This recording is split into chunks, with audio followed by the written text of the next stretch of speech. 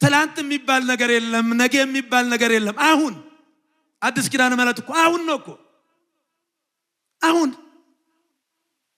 ሰማይን ምድር ላይ ቀራንዮን መንበር ላይ ዕለተ ዓርብን ዛሬ ላይ ማግኘት የምንችለው በአዲስ ኪዳን ነው። አዲስ ኪዳን አሁን ነው። ትንሽኛ አሁን ድነናል ስንል ይረበሻሉ ሰዎች። በሃይማኖት ሆኗል እንጂ ገና ይሆናል የሚል ነገር የለም እኮ።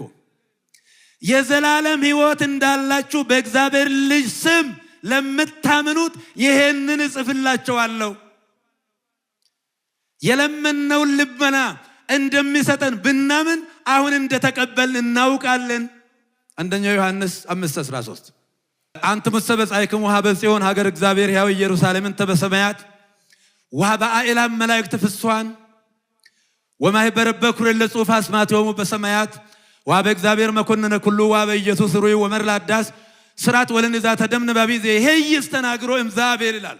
ዕብራውያን ምዕራፍ 12 ቁጥር 22 ላይ እነሆ እናንተ ወደ ሕያው እግዚአብሔር ከተማ ወደ ታላቁ ተራራ ወደ ጽዮን ከገቡ ማጣት ካገኙ ማጣት ከገቡ መውደቅ ከቆሙ መውደቅ ከቀረቡ መራቅ ወደ ሌለበት ወደ ሕያው እግዚአብሔር ከተማ ገብታችኋል ይላል።